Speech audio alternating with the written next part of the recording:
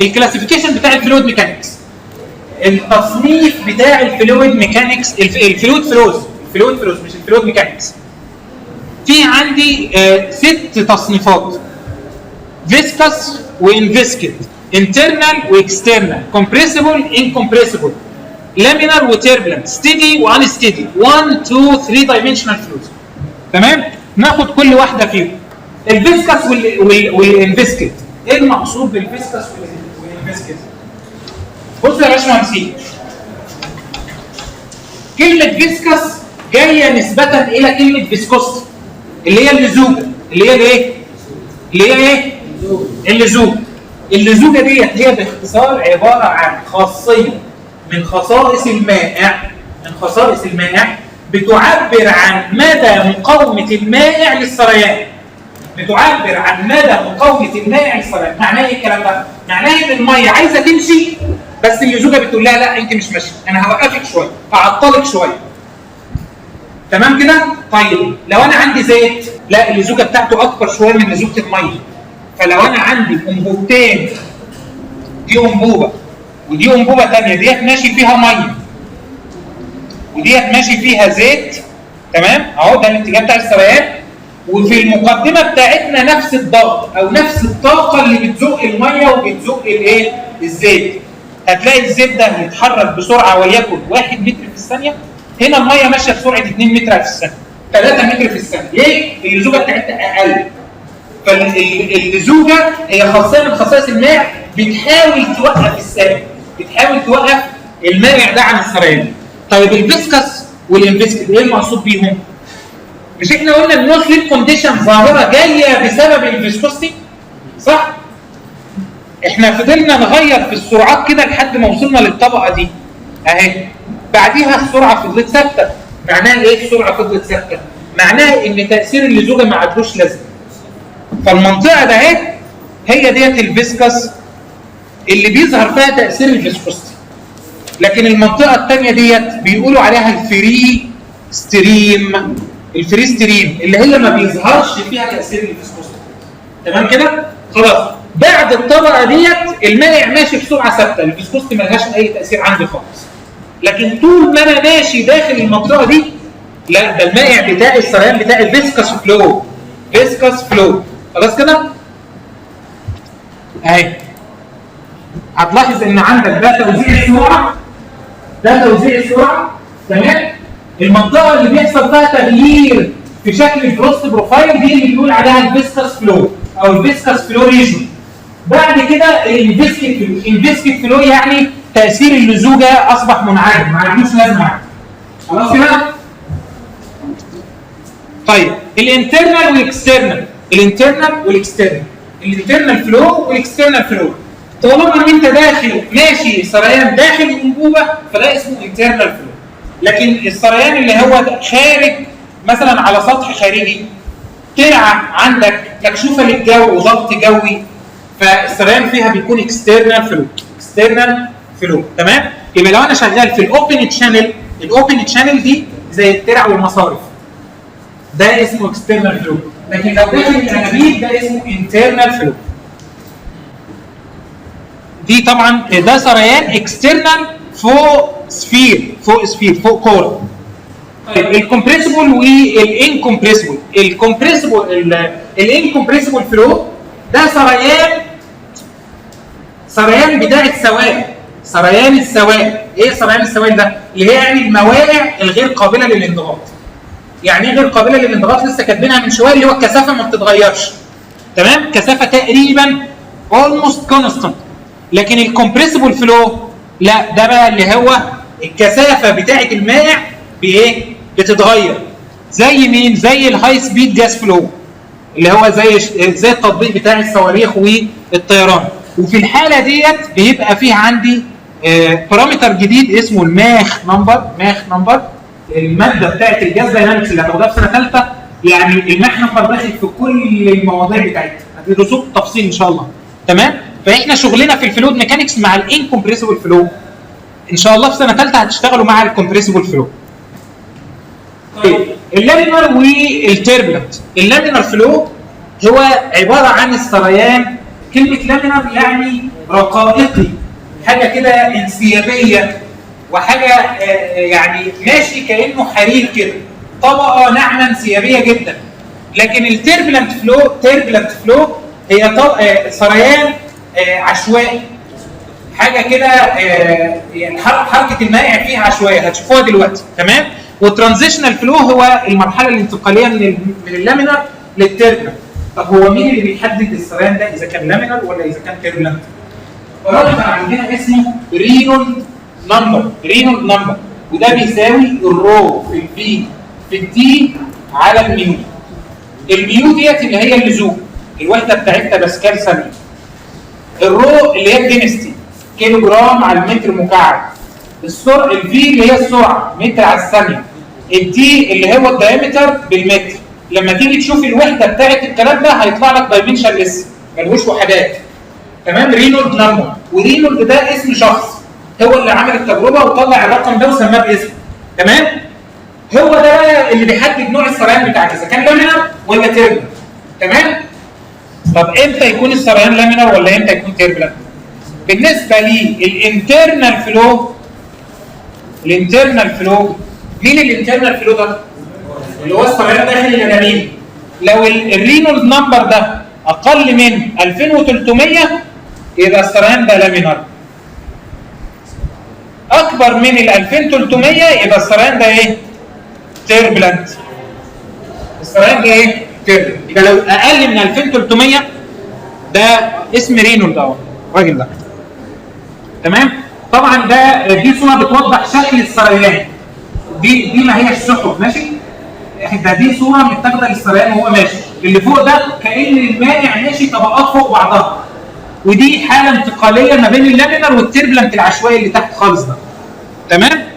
طيب تعالى كده نبص للبلاد فلو.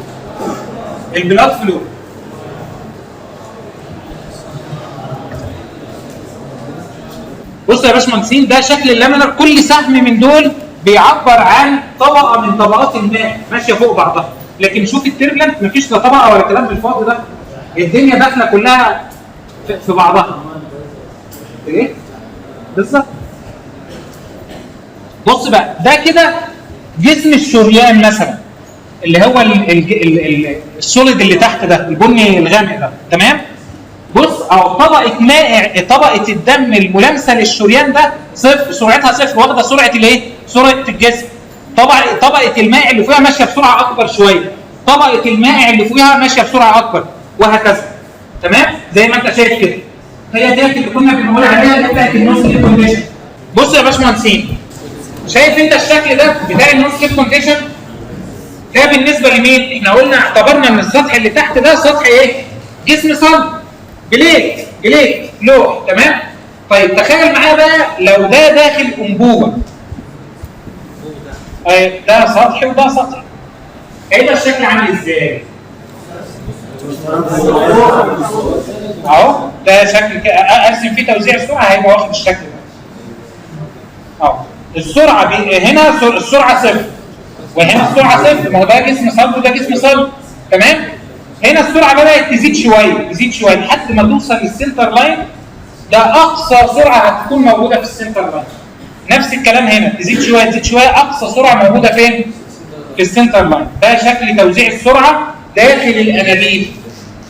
طيب الكلام ده بالنسبه للسرعه. طب حد يقدر يرسم لي شير ستريس ديستريبيوشن بالنسبه للبيت؟ ده سؤال في الشفوي. شكل توزيع الشير ستريس اهو. عند اقصى سرعه بيكون اقل شير، وعند الجسم الصلب اعلى شير، والاتجاه بتاع الاسهم عكس اتجاه السرعه. معناها ايه الشير؟ يعني القوه اللي بتوقف المائع فين؟ هنا كده علشان المائع واقف فهنا اقصى قوه، وهنا المائع ماشي براحته خالص فدي اقل قوه. فده شكل توزيع الشير ستريس بالنسبه لي الاكسترنال فلو. لكن ده انترنال فلو، شكل توزيع الشير يبقى عامل ازاي؟ في النص اقصى سرعه يبقى اقل شير، وهنا اقل سرعه يبقى اقصى شير اهو. وشكل الاسهم عكس اتجاه الحركه. عكس اتجاه الحركه. ده كده بالنسبه للانترنال فلو. الانترنال ايه؟ فلو. ده شكل توزيع الشير ستريس، ده شكل توزيع الشير ستريس، لكن ده شكل توزيع السرعه، ده شكل توزيع السرعه. خلاص كده؟ هنا بالنسبه لشكل توزيع السرعه احنا اخذناها بالنسبه للاكسترنال فلو ظاهره النو سليب كونديشن، وطالع معايا شكل البروفايل ده صح؟ احنا قلنا هنا السرعه بتساوي صفر للطبقه الملامسه للجسم الصلب، بعديها السرعه تزيد تدريجيا لحد ما توصل لنقطه معينه تاثير اللزوجه فيها بيختفي. خلاص مع اللزوجه ما عادلهاش تاثير، فالمائع هيفضل السرعه بتاعته تبقى يونيفورم واخده شكل محدد خلاص. طيب الشير ده اللي هو ناتج من اللزوجه بيقولوا عليها الفريكشن لوس او الفريكشن الفيسكاس فورس. الشير ستريس. تمام. الشير ستريس ده بالمناسبه ان شاء الله هناخدوه المحاضره اللي جايه، عباره عن فانكشن في اللزوجه. يعني هو سببه اصلا اللزوجه. طيب هنا اللزوجه وقفت الميه ما مشيتهاش، خلت سرعتها صفر. يبقى هنا اقصى لزوجه ولا اقل لزوجه؟ اقصى لزوجه اهو. ده شكل الصفر بتاعنا، ده شكل الصفر. بدايه من هنا زادت. هنا ده الصفر بتاعنا، لا الشويه دول اقصى لزوجه. طيب الطبقه اللي فوقيها لا السرعه مشيت شويه صغيرين، يبقى اللزوجه تقل شويه. هنا تقل لحد ما توصل اقصى سرعه يبقى اقل لزوجه. نفس الكلام هنا، هو ده هنا بس بدل ما هو كان على سطح واحد في سطح فوق كمان، يبقى ده الاكسترنال فلو ده الانترنال فلو. خلاص؟ طيب حاجه ثانيه مهمه، موضوع الستيدي والانستيدي. الستيدي فلو والانستيدي فلو. يعني ايه ستيدي فلو وانستيدي فلو؟ بنقول كلمه ستيدي دي كلمه مرتبطه بالزمن. يعني ايه برضه مرتبطه بالزمن؟ يعني ان خصائص الماء برضه. يعني ايه كلمه خصائص الماء؟ يعني لما اقول لك مثلا السريان ده سرعته كام؟ الضغط بتاعه ايه؟ درجه الحراره بتاعته، الكثافه بتاعته، وهكذا. دي خصائص الماء. المتغيرات بتاعت الماء، خصائص الماء. تمام؟ كثافته، سرعته، لزوجته، ايا كان الضغط بتاعه، ايا كان. خصائص الماء لا تتغير بمرور الوقت او بمرور الزمن. لو هي ما بتتغيرش يبقى السريان ده ستيدي. يعني اطبق الكلام ده ازاي؟ دي الانبوبه اهي وده السريان بتاعنا. تمام كده؟ انا وقفت عند النقطه دي. النقطه ديت اجي عند الزمن الستوب واتش معايا عند الزمن بيساوي صفر، وقست الايه؟ وليكن يعني قست السرعه بتساوي كام؟ والضغط بيساوي كام؟ وبعدين عند الزمن بيساوي مثلا 5 ثواني، رحت قست الضغط والسرعه تاني، لقيت قيمتهم زي ما هي ما اتغيرتش. تاني عند زمن ده زمن 1 2، عند زمن 3 مثلا 10 ثواني، رحت قستهم تاني لقيتهم زي ما هم ما اتغيروش. فالخصائص دي ما بتتغيرش مع مرور الوقت. معناها ايه؟ ان السريان ده ستيدي مستقر. تمام كده؟ طيب لو انستيدي بقى، انستيدي لا، عند الزمن صفر كان لهم قيمه. بعد 5 ثواني، بعد ثانيتين، بعد دقيقه، بعد 10 رحت قستهم لقيتهم مختلفين. بعد زمن تاني لقيتهم مختلفين. لا، يبقى السريان ده انستيدي. يبقى السريان ده ايه؟ انستيدي. اتضح الفرق ما بين كلمه ستيدي وانستيدي؟ ده سؤال في الشفوي. طيب في عندي طبعا الصوره دي بتوضح الفرق ما بين كلمه ستيدي وانستيدي. السريان اللي هناك ده والسريان ده، وفي نفس الوقت تقدر تستشف منها السريان ده لامينر، السريان ده ايه؟ تيرمينال. واضح الفرق. طيب في عندي كلمه يونيفورم ونون يونيفورم. يونيفورم ونون يونيفورم. خد بالك هنا ستيدي و انستيدي. دي الكلمه والنفي بتاعها. النفي بتاعي الستيدي انستيدي، نفي اليونيفورم نون يونيفورم. عشان ما اجيش في الشفوي واحد يقول لي ان يونيفورم. الان يونيفورم ده فوق. تمام؟ طيب احنا دلوقتي فهمنا كلمه ستيدي وانستيدي. نبص بقى على اليونيفورم والنون يونيفورم. معناها ايه؟ كلمه يونيفورم ونون يونيفورم معلش برضه انا لسه في الاستدي معناها ان بارشال باي بارشال تي لاي خاصيه بتساوي صفر. معناه ايه الكلام ده؟ بارشال باي بارشال تي اللي هو التفاضل بالنسبه للزمن لاي خاصيه من الخصائص. لو ساوت الصفر يبقى ده ستيدي. طيب لو لا تساوي الصفر يبقى ده ان ستيدي. طب الكلام ده عايز تفهمه رياضيا؟ تعالى كده فاضل السرعه بالنسبه للزمن، وليكن السرعه هنا عند النقطه عند الزمن صفر كانت بتساوي 2 متر في الثانيه. بعد 5 ثواني كانت 2 متر في الثانيه. بعد 10 ثواني كانت 2 متر في الثانيه. لا السرعه ثابته. طب انت لما تفاضل رقم ثابت بيطلع بايه؟ بصفر بالنسبه للزمن. عشان كده بنقول الاستدي مرتبط بالزمن. لكن لو بارشال في باي بارشال تي لا يساوي الصفر يبقى ده ان ستيدي. خلاص؟ بالنسبه بقى لليونيفورم والنون يونيفورم ده كده مش مرتبط بالزمن. مش مرتبط بالزمن، لا ده مرتبط بالمسافه. يعني ايه؟ يعني انا هاجي هنا ده مقطع واحد او مقطع واحد، وده كده مقطع اثنين، وده مقطع ثلاثه اهو مقطع ثلاثه، وهكذا مقطع 4 و5 وهكذا. وجيت عند مقطع واحد ده وقست السرعه، لقيت السرعه بتساوي 1.5. عند مقطع 2 قست السرعه لقيتها 1.5. عند مقطع 3 لقيتها ثابته برضه 1.5. فده كده اسمه يونيفورم. فيونيفورم دي مرتبطه بالازاحه، يعني بارشال باي بارشال اكس بتساوي صفر. لو بارشال باي بارشال اكس بتساوي صفر يبقى ده يونيفورم. طيب لو بارشال باي بارشال اكس لا تساوي الصفر يبقى ده ايه؟ نون يونيفورم. يبقى اتضح. طبعا الكلام ده ينفع تاخده في نفس الوقت وينفع تاخده في اوقات مختلفه. يعني ايه؟ يعني انا لو جيت هنا وقلت قست السرعه عند زمن بيساوي صفر، في نفس اللحظه ده قست السرعه هنا، السرعه هنا الفي 1 بتساوي 1.5، والفي 2 عند نفس الوقت كانت ب 1.5، والفي 3 عند نفس الوقت كانت ب 1.5. او ان انا اقيس ديت بالوقت واقيسها هنا بعد كمان شويه واقيسها هنا بعد كمان شويه بالوقت. تمام؟ وكده تقدر تربط كلمه الستيدي واليونيفورم مع بعض، يطلع لك ستيدي يونيفورم، ستيدي نون يونيفورم، ان ستيدي يونيفورم، ان ستيدي نون يونيفورم. 4 حاجات. واضح الفرق ولا نشرح تاني؟ واضح؟ يعني لو جيت سالتك سؤال في الشفا وقلت لك ايه الفرق ما بين كلمه ستيدي ونون يونيفورم تعرف تفرق؟ حاجه مرتبطه بالزمن وحاجه مرتبطه بالازاحه. طيب طبعا الفيديو ده بيوضح ما بين ستيدي يونيفورم دي اول حاجه، يبقى خلال تغيير الوقت وتغيير الازاحه السرعه ثابته. ده لو مين؟ ستيدي ويونيفورم الاثنين مع بعض. طيب وفي عندنا اهو ده خلال الازاحه وخلال الوقت. تمام؟ سيم فيلوسيتي ات اول تايم ده ستيدي، ات اتش بوينت يبقى يونيفورم. عند الاول تايم خلال اوقات مختلفه وعند اماكن مختلفه.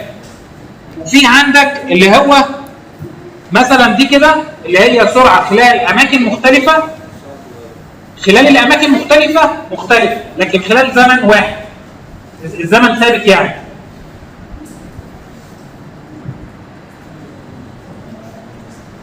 وانت زي ما انت شايف كده شكل المثلث اللي هو ماشي فيه ده اللي هو توزيع السرعه. توزيع السرعه. تمام؟ اهو للاسف ما اقدرش اوقف. تمام؟ الانستيدي يونيفورم، الانستيدي يبقى مرتبط بالوقت عند اوقات مختلفه القيمه مختلفه، لكن يونيفورم يبقى عند اوقات عند مسافات مختلفه ثابته، وهكذا. يعني الفيديو بيشرح الايه الاربع حاجات اللي انا اتكلمت عنها. طيب ال1 وال2 وال3 دايمنشنال فلو، طبعا زي ما انتم عارفين وواضح من الاسم ال1 دايمنشنال فلو يعني سريان في اتجاه واحد. ال2 دايمنشنال فلو سريان في اتجاهين اكس وواي مثلا. ال3 دايمنشنال فلو سريان في الاكس واي زد. تمام؟ طبعا حاجه زي دي كده، حاجه زي الرسمه ديت، ده 2 دايمنشنال فلو في اتجاه الزد اللي هو اتجاه المحور، واتجاه الراس اللي هو بتاع نص القطر اللي هو ار. يبقى انا عندي 2 دايمنشنال الار مع الزد، الار مع الزد ده 2 دايمنشنال فلو.